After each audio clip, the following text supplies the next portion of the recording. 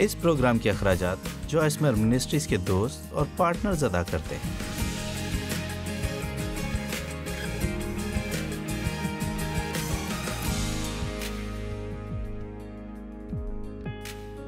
روزمرہ کی زندگی سے لطف اندوز ہونا پروگرام میں خوش آمدید۔ میں واقعی سمجھتی ہوں کہ آج کا پیغام بہت ہی فائدہ مند اور مفید ہوگا، اور یہ شاید ان پیغامات میں سب سے زیادہ اہمیت کا حامل ہے جو میں سکھاتی ہوں، کیونکہ میں معافی کی قوت کے بارے میں بات کرنا چاہتی ہوں۔ جانتے ہیں، جب کبھی ہمیں کسی کو معاف کرنا ہوتا ہے تو یہ ہمارے لیے بہت مشکل ہوتا ہے، کیونکہ ہمیں لگتا ہے کہ وہ ہماری معافی کے حقدار نہیں، شاید اس کے حقدار نہیں، لیکن آپ ہیں۔ جب آپ کسی کو دکھ پہنچانے کے لیے معاف کر دیتے ہیں تو آپ ان پر کوئی احسان نہیں کر رہے ہوتے، بلکہ آپ خود پر احسان کرتے ہیں۔ میں آپ کو ایک کہانی سناتی ہوں جو اس بات کو سمجھنے میں آپ کی مدد کرے گی۔ ایک کالج ٹیچر تھی جس نے اپنے طالب علموں کو ایک خالی بوری اور ایک آلو کی بوری لانے کو کہا، تو ایک خالی بوری اور ایک آلووں کی بوری۔ اس نے کہا کہ ہر اس انسان کے بدلے جسے آپ معاف نہیں کرتے، میں چاہتی ہوں کہ آپ ایک آلو لیں اور اس پر اس شخص کا نام لکھیں جسے آپ معاف نہیں کرنا چاہتے، اور وہ تاریخ جس پر آپ انہیں معاف نہیں کرنا چاہتے، اسے خالی بوری میں ڈال دیں۔ ہماری کچھ بوریاں، جیسے کہ آپ سوچ سکتے ہیں کہ وہ بہت بھاری ہو گئی ہیں۔ ہمیں کہا گیا کہ ان بوریوں کو اپنے ساتھ ایک ہفتے کے لیے ہر جگہ لے کر جانا ہے، رات کو سوتے ہوئے اپنے بستر کے قریب رکھنا ہے، گاڑی چلاتے وقت سیٹ پر، اسکول میں یا کام پر اپنے میز یا کرسی کے قریب۔ اسے ہر جگہ لے کر جانے کے بوجھ نے یہ واضح کر دیا کہ ہم روحانی طور پر کس قدر بوجھ لیے پھر رہے ہیں، اور کیسے ہمیں ہر وقت اس پر توجہ دینی پڑتی ہے، اور کیسے ہم اسے بھولتے نہیں اور اس سے ہمیشہ شرمندہ ہوتے رہتے ہیں۔ اب سنیں، قدرتی طور پر آلو گل کر ایک گندی سی گاڑی سی شے بن جاتے ہیں۔ یہ ایک اچھی مثال تھی اس قیمت کے لیے جو ہم ادا کرتے ہیں اپنے درد اور بھاری بوجھ کو اپنے اندر رکھنے کے لیے۔ اکثر اوقات ہم سمجھتے ہیں کہ معافی ایک تحفہ ہے جو ہم دوسروں کو دیتے ہیں، مگر در حقیقت یہ ہم سب کی بہتری کے لیے ہے۔ تو اگلی بار جب آپ کو لگے کہ آپ کسی کو معاف نہیں کر سکتے تو خود سے کہیں، کیا میری بوری پہلے ہی کافی زیادہ بھاری نہیں؟ میں نے صبح کسی کو کال کر کے کہا، کیا آپ مجھے 10 پاؤنڈ آلو کی بوری دے سکتے ہیں؟ اور میں بتا سکتی ہوں انہوں نے سوچا ہوگا، تم اتنے آلووں کا کیا کرو گی؟ مگر میرے خیال میں تصویریں بہت ضروری ہوتی ہیں۔ تو یہ 10 پاؤنڈ آلو ہیں، تو یہ سوچئے کہ یہ آلو ایسے لوگوں کو ظاہر کرتے ہیں جنہیں آپ معاف کرنا نہیں چاہتے، اور آپ ابھی بھی وہ بوجھ اپنے اندر رکھتے ہیں۔ آپ جانتے ہیں، میں اپنی عمر کی خواتین کے حساب سے بہت مضبوط ہوں، میں ورزش کرتی ہوں، اپنی دیکھ بھال کرتی ہوں، مگر میں آپ کو گارنٹی دیتی ہوں کہ اگر مجھے اسے اپنے ساتھ اس سارے وقت میں اٹھانا پڑے جب میں آج یہ تعلیم دے رہی ہوں، تو میرا ایک بازو اور شاید ایک کندھا درد میں رہے گا، اور یہ واقعی مجھے بہت تکلیف دے گا اور تھکا دے گا۔ تو میں آپ سے پوچھنا چاہتی ہوں، کیا آپ ایک بھاری بوری اٹھائے ہوئے ہیں جو کڑواہٹ، ناراضگی اور معافی نہ کرنے کے بوجھ سے بھری ہوئی ہے؟ اور اس بارے میں سوچیں کہ آپ اس کو اپنے ساتھ ہر جگہ لے کر جاتے ہیں، مگر آپ جانتے ہیں کیا، بالکل ایسے جیسے کہ میں یہاں آ کر اسے میز پر گرا دوں گی، آپ بھی اپنی بوری کو گرا سکتے ہیں۔ کسی ایسی چیز کو اپنے ساتھ مت لے کر پھریں جسے خدا چاہتا ہے کہ آپ گرا دیں، اور وہ اس کی دیکھ بھال کرے گا۔ اب متی 18واں باب 21ویں آیت۔ اس وقت پطرس نے پاس آ کر اس سے کہا، اے خداوند، کتنی دفعہ کتنی دفعہ خداوند، اگر میرا بھائی میرا گناہ کرتا رہے تو میں کتنی دفعہ اسے معاف کروں؟ اور پھر پطرس کو ایک خیال آیا، اس نے کہا، کیا 7 بار تک؟ میرے خیال سے یہ دلچسپ ہے۔ ہم سب جانتے ہیں کہ 7 خدا کی کاملیت کا عدد ہے، تو یہ بہت سی باتوں کو ظاہر کرتا ہے، مگر میرے خیال سے یہ دلچسپ تھا۔ پطرس کو لگا کہ وہ 7 دفعہ تک سنبھال لے گا، مگر وہ نہیں جانتا تھا کہ اس سے زیادہ سنبھال سکے گا یا نہیں۔ آپ جانتے ہیں کبھی کبھار خدا کو تجاویز دینا بہت احمقانہ محسوس ہوتا ہے، کیونکہ اس نے پہلے سے ہی ہر چیز کے ہونے کا طریقہ طے کر رکھا ہے۔ اگر وہ درست طریقے سے ہونے کو ہیں اور ہمارا اسے تجویز دینا کسی کام کا نہیں، مگر یسوع کے پاس ہمیشہ کی طرح ایک زبردست جواب موجود تھا۔ اس نے کہا، میں تجھ سے یہ نہیں کہتا کہ 7 بار، بلکہ 7 دفعہ کے 70 بار تک۔ ظاہری طور پر یہ 490 بنتا ہے، مگر یہ عادات نمائندگی کے لیے ہیں، تو میرے خیال سے یہاں پیغام یہ ہے کہ آپ کو معاف کرنا ہے، معاف کرنا ہے، معاف کرنا ہے، معاف کرنا ہے۔ اچھا، تو یہاں یہ سوال آتا ہے کہ اگر میں معاف کرتا رہوں گا تو کیا وہ مجھے دکھ نہیں پہنچاتے رہیں گے؟ اچھا، آپ جانتے ہیں کسی کو معاف کر دینے کا مطلب یہ نہیں کہ آپ انہیں ان کی غلطی کا احساس نہ دلائیں۔ اس کا مطلب یہ نہیں کہ آپ کبھی بیٹھ کر اس بارے میں بات نہ کریں، یا پھر آپ انہیں کبھی یہ نہ بتائیں کہ وہ آپ کو کیسے دکھی کر رہے ہیں۔ لیکن اگر ایک شخص تبدیل نہ ہونا چاہے، بات یہ ہے خاص طور پر اگر یہ کوئی ایسا شخص ہے جس کے ارد گرد آپ کو ہر وقت رہنا ہو، تو اگر کوئی ایسا شخص جو آپ کو بار بار دکھ پہنچائے، تو آپ کو ایسے شخص کے ساتھ نہیں رہنا چاہیے۔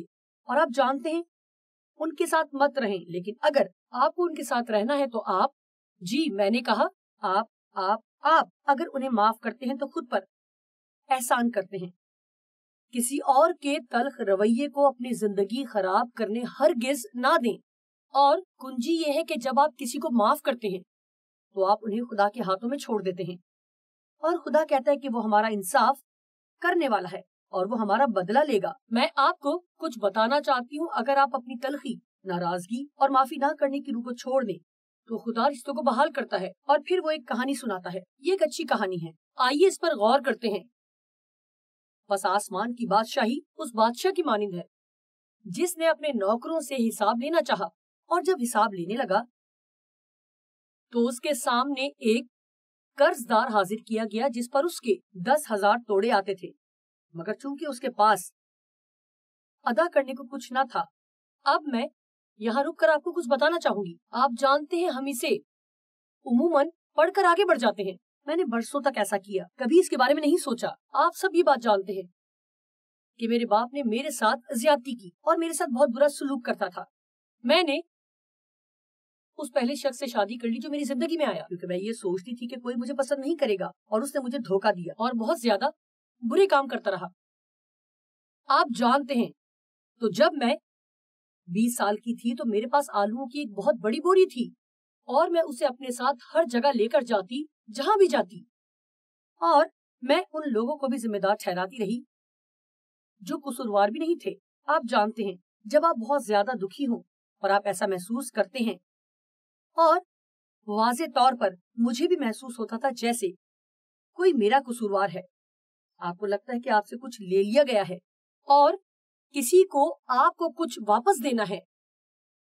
شروع میں ہم اس انسان کو اپنی زندگی سے الگ کر کے اس سے بدلہ لینے کی کوشش کرتے ہیں، یا ان سے معافی چاہ کر، یا پھر دوسرے لوگوں سے ان کی برائی کر کے۔ آپ جانتے ہیں ایسا ہے، ہم چاہتے ہیں کہ وہ واپس آ جائے، اور یہ بالکل بیکار ہے کیونکہ یہ کبھی کام نہیں کرتا، یہ صرف آپ کو افسردہ کرتا ہے۔ تو میں بھی اپنے باپ سے بدلہ لینا چاہتی تھی، مگر یہ بہت برا ہو گیا، اور پھر جیو اور میری شادی ہو گئی، اور خدا کا شکر ہے کہ ہماری شادی کو 53 سال ہو گئے ہیں۔ یہ کتنی شاندار بات ہے۔ یہ آپ چاہتے ہیں تو آپ بھی شادی شدہ رہ سکتے ہیں۔ مجھے یہ احساس ہوا کہ میں جیو سے ہر اس بات کا بدلہ لے رہی تھی جو میرے باپ نے میرے ساتھ کی، اور دوسروں نے بھی جنہوں نے مجھے دکھ پہنچایا۔ میرا رویہ واقعی میں بہت برا تھا۔ میں آج آپ سب کے سامنے اس بات کا اعتراف کر رہی ہوں۔ اگر آپ کا رویہ برا ہے تو اس کا اعتراف کیجیے۔ میرا مردوں کو لے کر برا رویہ تھا، اور میں نے اپنے آپ سے کچھ وعدے کیے تھے جو کہ اب مجھے کوئی دکھ نہیں پہنچائے گا، کوئی تکلیف نہیں دے گا، تم کسی مرد پر بھروسہ نہیں کر سکتی، مردوں کو صرف ایک چیز چاہیے۔ اور آپ جانتے ہیں خدا کو میرے اندر بہت کچھ تبدیل کرنا تھا، مگر مجھے اپنی تمام تر تلخی، ناراضگی اور معاف نہ کرنے کی بوری کو چھوڑنا تھا، اور خدا کو وہ کرنے دینا تھا جو صرف خدا کر سکتا تھا۔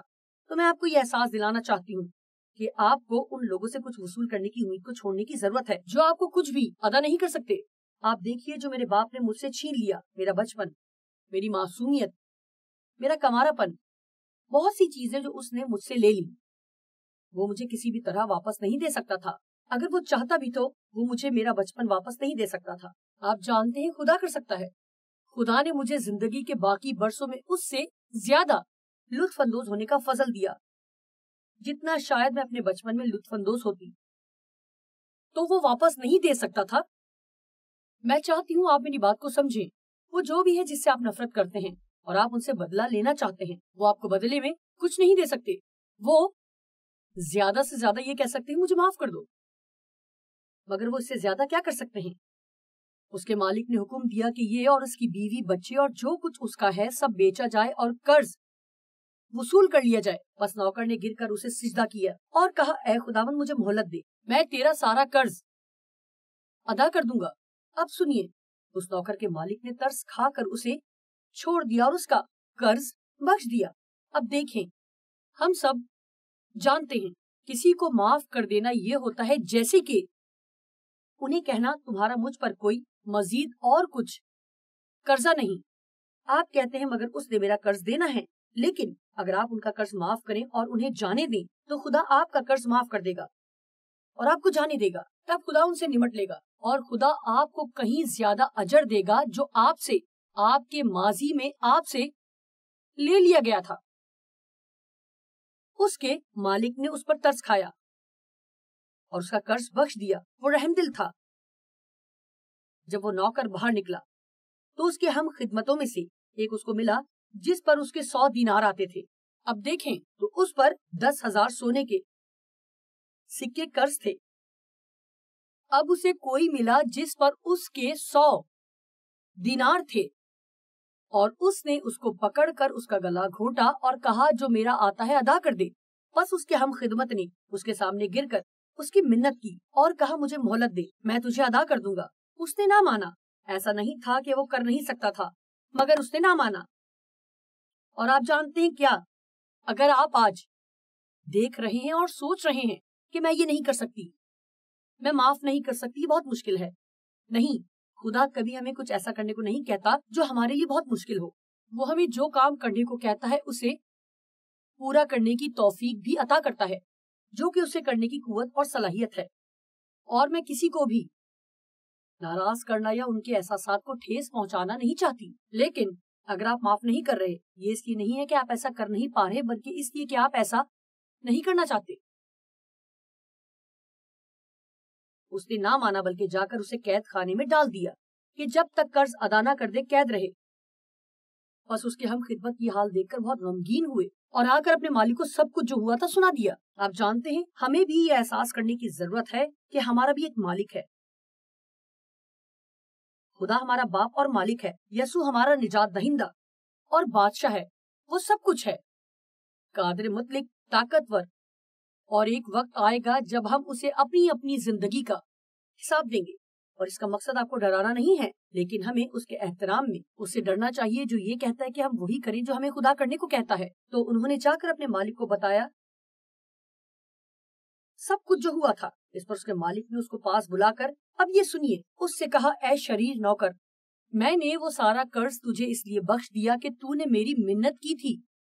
کیا تجھے لازم نہ تھا کہ جیسا میں نے تجھ پر رحم کیا تو بھی اپنے ہم خدمت پر رحم کرتا؟ یہاں پر کیا سبق ملتا ہے؟ خدا ہمیں اسے کئی زیادہ بار معاف کرتا ہے جتنا ہمیں اپنے قصورواروں کو معاف کرنے کو کہا گیا ہے۔ جی، میرا مطلب اگر آپ سب کے قصوروں کو ایک جگہ جمع کر دیں تو یہ اس کے نزدیک بھی نہیں پہنچے گا جو قصور ہم نے خدا کے خلاف کیے ہیں، لیکن وہ ہمیں معاف کر دیتا ہے۔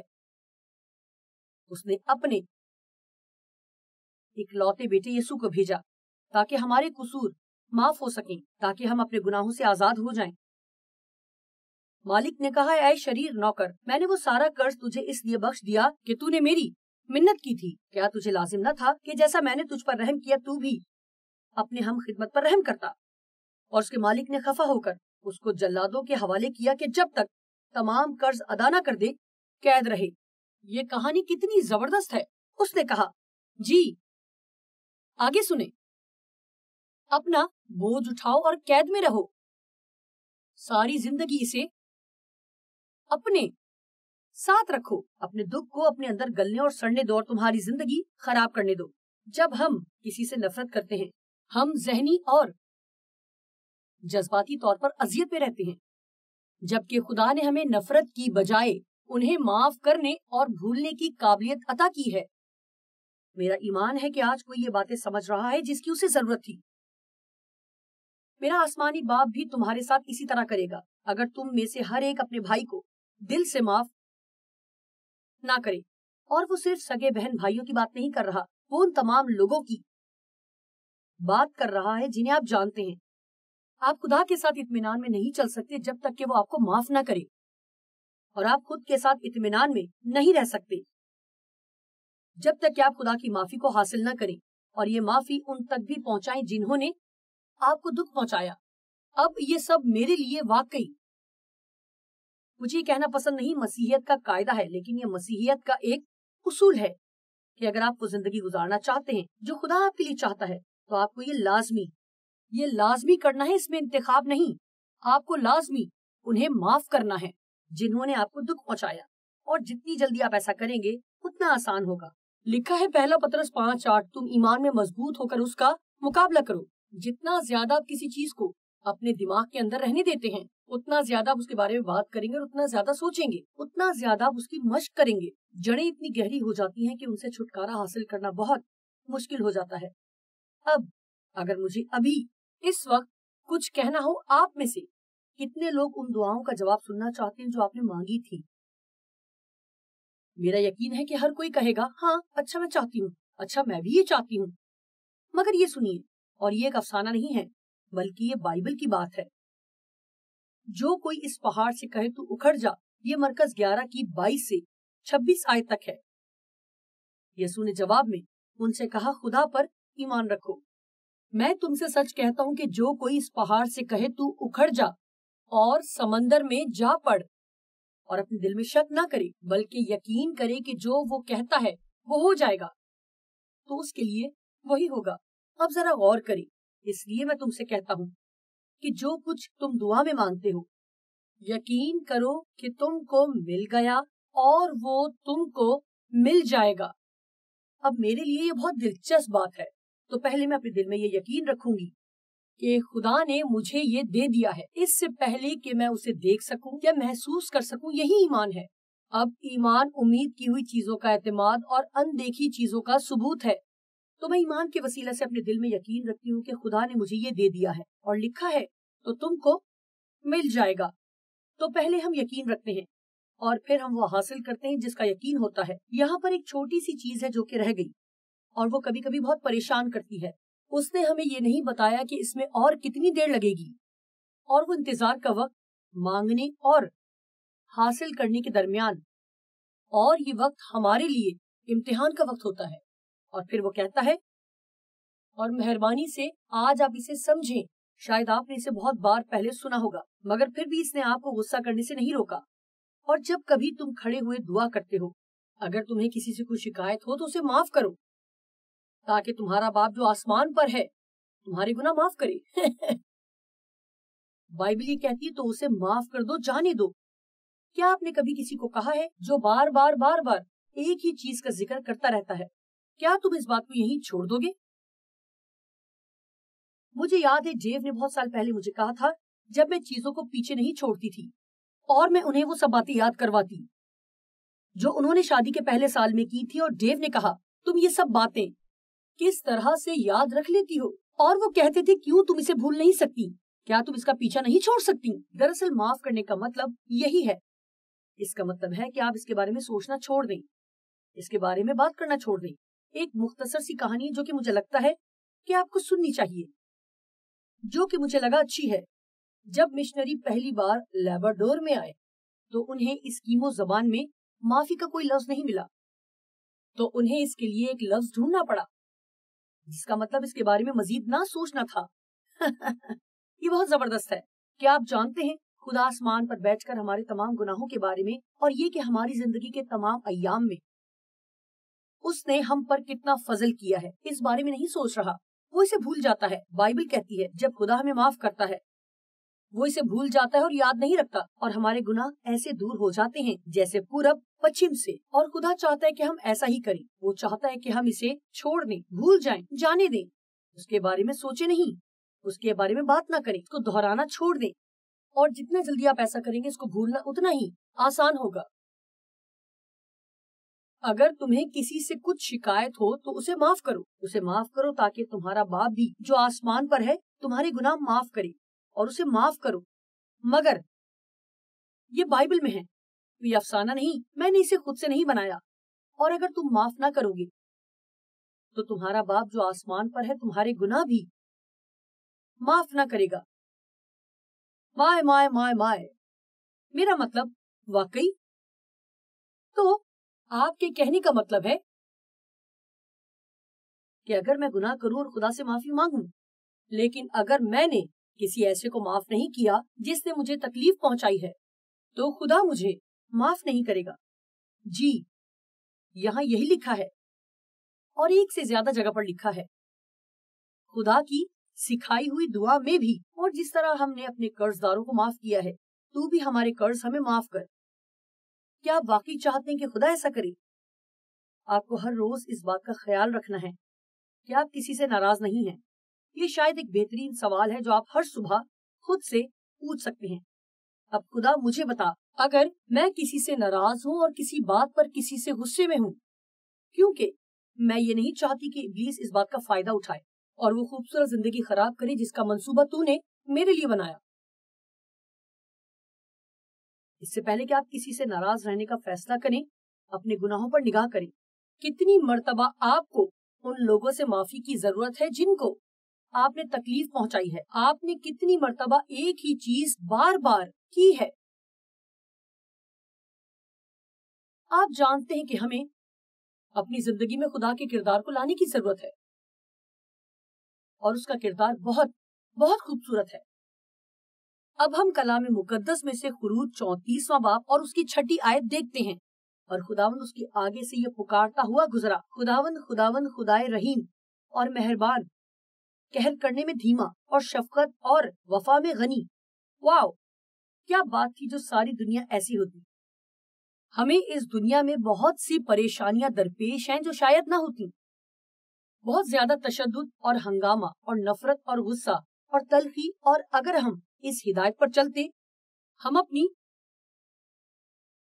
آلو کی بوری کو نیچے رکھ دیں، یہ گلی ہوئی آلو کی بوری جو کہ آپ اپنے ساتھ ہر جگہ لیے پھرتے ہیں، وہ تلخی اور ناراضگی اور معاف نہ کرنے کی بوری، اسے چھوڑ دیں، اسے بھول جائیں۔ میں کچھ بھی گھر لے کر نہیں جاؤں گی،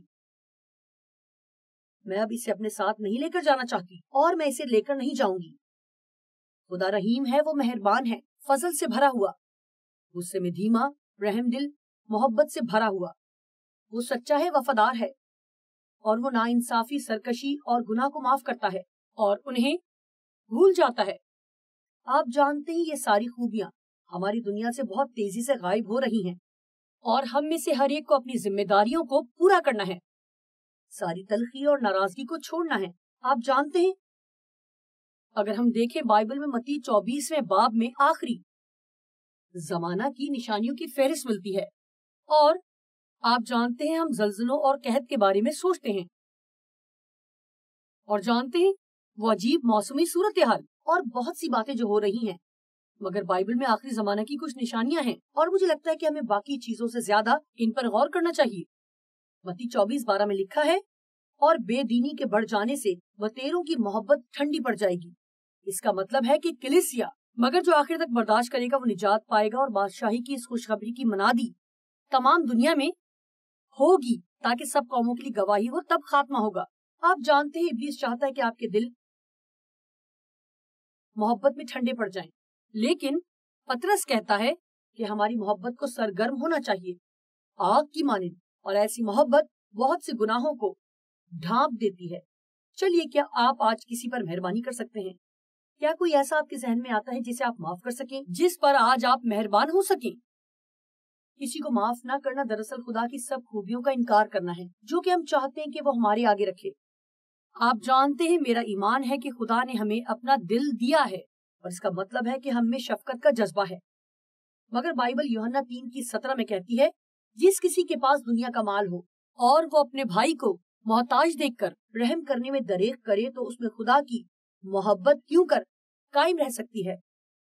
چلیں، میں آج اس پر اختتام کروں گی کہ آپ کو معاف کیوں کرنا چاہیے۔ کیوں؟ آپ جانتے ہیں، اگر آپ ایسا کریں گے تو آپ خود کی مدد کریں گے۔ آپ کو اس کے لیے معاف کرنا چاہیے کیونکہ خدا نے ایسا کرنے کو کہا ہے۔ ہم کیوں اس بات پر متفق نہیں ہوتے جہاں ہم یہ ایمان رکھیں کہ خدا جانتا ہے کہ وہ کیا کر رہا ہے، وہ جو کرتا ہے ہماری بھلائی کے لیے کرتا ہے، اور مجھے کسی کو معاف کرنے کے لیے 10 چیزوں کی فہرست بنانے کی ضرورت نہیں، اور اس سے مجھے کیا فائدہ ہوگا؟ مجھے یہ صرف اس لیے کرنا ہے کیونکہ خدا نے مجھے یہ سب کرنے کے لیے کہا ہے.